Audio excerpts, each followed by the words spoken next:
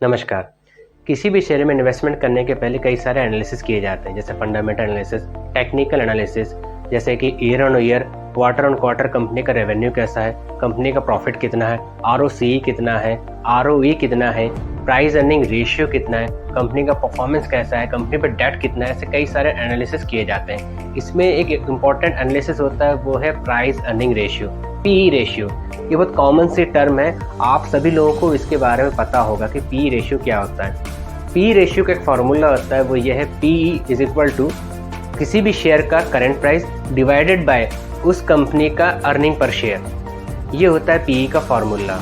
ऐसा कहा जाता है कि कोई भी स्टॉक चूज करने के पहले उसका पी देखना चाहिए कि पी कितना है अभी उसका।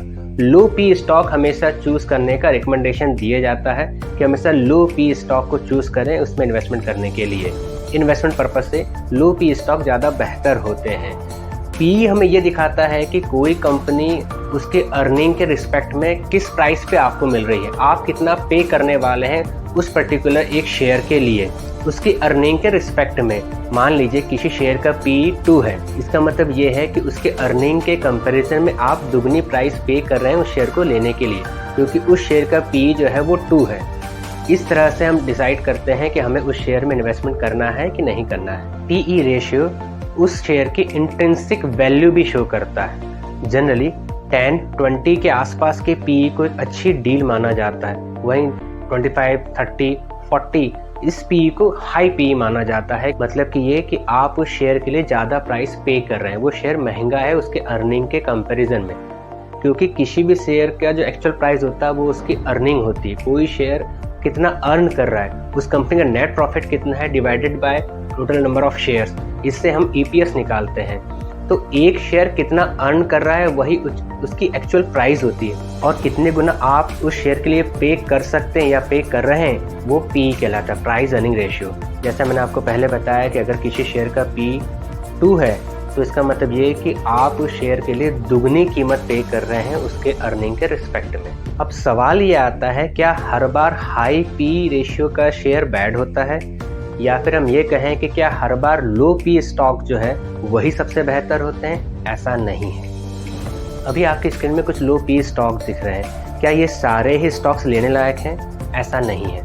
आज का जो वीडियो इसी टॉपिक पे है कि क्या हर बार लो PE स्टॉक ही बेहतर होते हैं, या फिर क्या हर बार हाई PE स्टॉक बैड होते हैं। इसे हम कुछ पॉइंट्स की मदद से समझेंगे। पहला पॉइंट, किसी भी स्टॉक्स में इन्वेस्ट करने के पहले उसके प्रेजेंट परफॉर्मेंस, पास्ट परफॉर्मेंस के साथ साथ उसके फ्यूचर परफॉर्मेंस को भी प्रिडिक्ट करना चाहिए, एनालिसिस करना चाहिए। हो सकता है किसी शेयर का अभी PE रेशियो हाई चल रहा है, पर फ्यूचर में जाके उसकी अर्निंग ग्रो हो सकती है, क्योंकि वो कोई एक्विजिशन करने वाला है, उसके कोई एक्सपांशन का प्लान है, या फिर कोई गवर्नमेंट की ऐसी पॉलिसी आने वाली है जिसकी वजह से उस कंपनी को फ़ायदा होगा। तो जाहिर सी बात है उसके शेयर को भी फ़ायदा होगा, उसके शेयर की अर्निंग भी ग्रो होगी, उस शेयर का प्राइस भी ग्रो होगा। दूसरा पॉइंट, किसी भी शेयर का प्राइस डिमांड और सप्लाई कॉन्सेप्ट पे भी डिपेंड करता है। अगर किसी कंपनी के शेयर मार्केट में कम अवेलेबल हैं, जैसे कोई small cap stocks, mid cap stock, पर वो कंपनी काफ़ी अच्छा ग्रो कर रही है, उसके रेवेन्यू अच्छे हैं, प्रॉफिट अच्छा है, उसके फ्यूचर के कुछ अच्छे प्लान्स हैं, प्रोमोटर्स का विज़न बहुत अच्छा है, तो हर कोई उस कंपनी के शेयर्स को लेना चाहेगा। इससे डिमांड और सप्लाई के कॉन्सेप्ट के बेसिस पे उस कंपनी का जो शेयर के प्राइस रहेंगे वो भी बहुत तेज़ी से आगे बढ़ेंगे। इससे हो सकता है कि उसका PE रेशियो भी ज़्यादा हो। PE रेशियो किसी भी शेयर का डिमांड भी बताता है। अगर हाई PE रेशियो मतलब उस शेयर की डिमांड मार्केट में ज़्यादा है। किसी शेयर का PE रेशियो बहुत कम चल रहा है, इसका मतलब ये भी है कि उस शेयर की डिमांड मार्केट में बहुत कम है। और दूसरी तरफ वहीं पे आप कुछ शेयर देखेंगे जिनका PE काफ़ी कम चल रहा है, काफ़ी लो PE पे मिल रहे हैं, और वो शेयर आपको लैग करते हुए दिखाई देंगे, उनके प्राइस में मोमेंटम आपको दिखाई नहीं देगा, उनका रिटर्न भी काफ़ी कम दिखाई देगा, क्योंकि उन शेयर्स की मार्केट में डिमांड नहीं है। हो सकता है कि कंपनी पे प्रमोटर्स का ध्यान नहीं है, प्रमोटर्स का फ्यूचर में कोई प्लान नहीं है, कोई एक्विजिशन नहीं, कोई एक्सपांशन नहीं है, कोई रेवेन्यू ग्रोथ आगे फ्यूचर में होना नहीं है, इसलिए भी कोई उनके शेयर लेना नहीं चाहता। जो इन्वेस्टर्स हैं वो पैसा लगाना नहीं चाहते इस स्टॉक में, इसलिए उनका PE तो कम है, पर उन शेयर की डिमांड भी कम है और उनका रिटर्न भी जाहिर तौर पे कम ही रहेगा। तीसरा पॉइंट, किसी भी शेयर का प्राइस गवर्नमेंट की पॉलिसीज़ पे, उस पर्टिकुलर सेक्टर के बिहेवियर पे भी बहुत ज़्यादा डिपेंड करता है। हो सकता है कोई शेयर अभी काफ़ी हाई पीई पे चल रहा हो, काफ़ी हाई प्राइस पे चल रहा हो, आपको लग रहा हो कि वो शेयर भी काफ़ी ज़्यादा महँगा है। पर हो सकता है कि गवर्नमेंट कोई पॉलिसी लेके आए उस स्पेसिफिक सेक्टर से रिलेटेड, जिसका फ़ायदा उस शेयर को भी हो, उस कंपनी को भी हो। तो आगे जाके उसका जो पी रेशियो वो कम हो सकता है क्योंकि उसकी अर्निंग ग्रो हो सकती है। और हो सकता है कि आगे जाके उस शेयर का प्राइस भी बढ़े, क्योंकि हर किसी को समझ में आएगा कि गवर्नमेंट ने जो पॉलिसी निकाली है उसका फ़ायदा इस कंपनी को होगा ही, तो हर कोई उस शेयर को लेना चाहेगा, तो उसका प्राइस ऑब्वियसली बढ़ेगा ही बढ़ेगा। आपने देखा होगा गवर्नमेंट ने अभी कई सारी पीएलआई स्कीम जारी की है। इसके अलावा कई सारे प्रोडक्ट पे एक्साइज ड्यूटी लगाई है, तो कहीं कहीं किसी प्रोडक्ट पे एक्साइज ड्यूटी कम भी की है। गवर्नमेंट हर वो स्टेप्स उठा रही है जिससे कि ग्रोथ को बढ़ाया जा सके और इन्फ्लेशन को कंट्रोल में लाया जा सके। तो गवर्नमेंट की पॉलिसीज़ का भी किसी भी स्टॉक्स पे बहुत ज़्यादा असर पड़ता है। चौथा पॉइंट, किसी भी शेयर का P ratio quarter on quarter change होता है, क्योंकि क्वार्टर ऑन क्वार्टर ही उसका अर्निंग पर शेयर निकाली जाती है, जो कि हर कंपनी डिक्लेयर करती है क्वार्टर ऑन क्वार्टर बेसिस पे। पर शेयर का प्राइस हर रोज चेंज होता है। हो सकता है गवर्नमेंट आज कोई पॉलिसी अनाउंस करे, कोई नई स्कीम लेके आए, जिसकी वजह से उस पर्टिकुलर सेक्टर को बहुत ज़्यादा फायदा होने वाला है, जिससे रिलेटेड वो शेयर है, तो नेक्स्ट डे ही आप देखेंगे कि उस शेयर का प्राइस बढ़ जाएगा।